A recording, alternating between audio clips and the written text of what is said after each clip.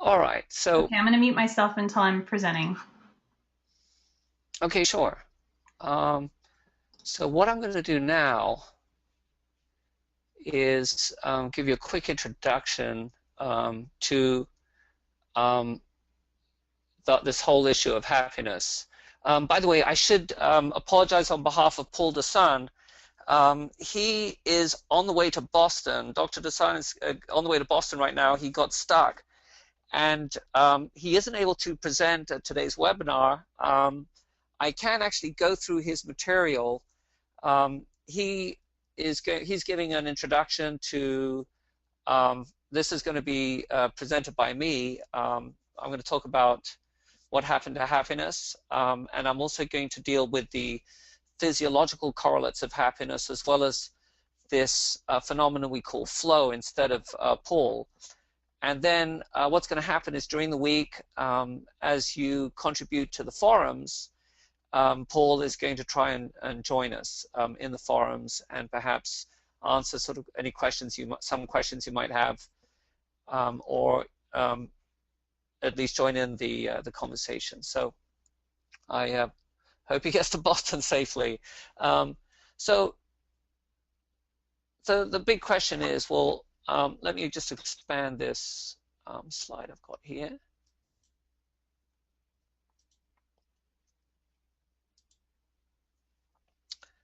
This is actually based on a presentation we gave in China, and it has a lot of Paul's materials here, so that's why I'm including it.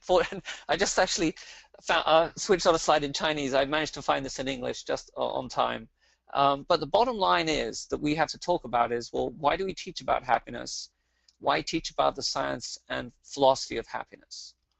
Well, there's some very obvious reasons and some not so obvious reasons why it's important to study and teach about happiness.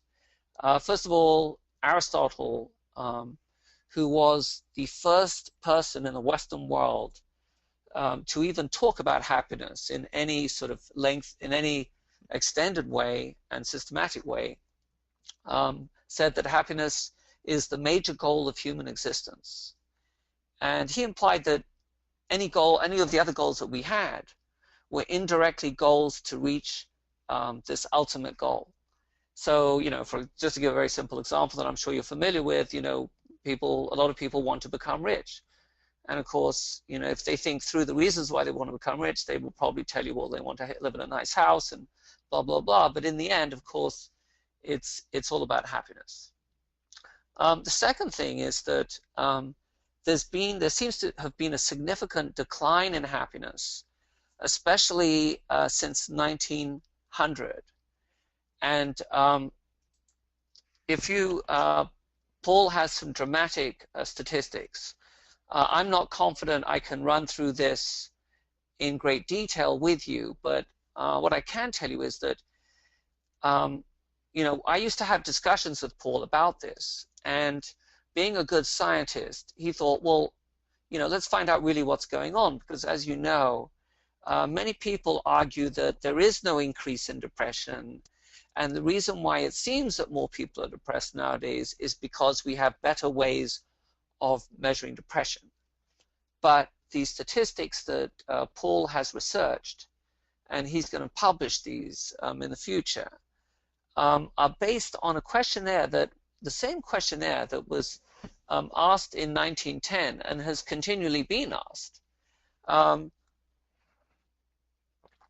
you can see here that they've included two measures: relatives with major depressive disorder, and then they've included the age, and this results in a calculation of the probability of diagnosable major depressive disorder in male relatives according to birth cohort.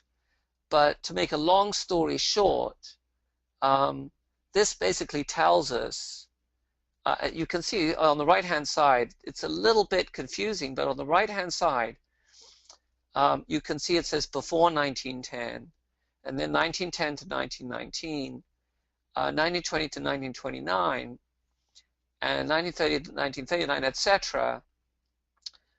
So we're going backwards in time, right, as you go along the lower coordinates. So you can see that before 1910, the percentage of relatives that people had with major depressive order was about 10%. And so how did they find this out? Well, they had a questionnaire, and in the questionnaire, they had to describe the symptoms. And so these are the same symptoms throughout the 70 years that the questionnaire has been used. And so you can see as you progress to 1910, 1920, 1930, and 1930 to 1939, you have a big jump. That's continued on till the present day. And there are many theories about why this has happened. You could, some people explain it in terms of industrialization, and all the various effects of industrialization. The idea that because of the huge changes in social structure, most people move from the country to the city. The extended families were collapsed into nuclear families or even lonely individuals. And as you know, many of our cities are full of people who live by themselves. And in some cases they do have friends, and in some cases they don't. So in terms of the really significant changes in our social structure, people are saying that could be one of the major reasons for depression. We do less exercise than we used to do, and a lot of other things. So as we go through what we call the 7 habits of happy people, I think we'll have a chance to discuss this in more detail. And also Paul has shown very clearly that there's a big increase in alcoholism, which seems to be related indirectly to depression. People very often tend to become alcoholic as a sort of medication, intentionally or unintentionally.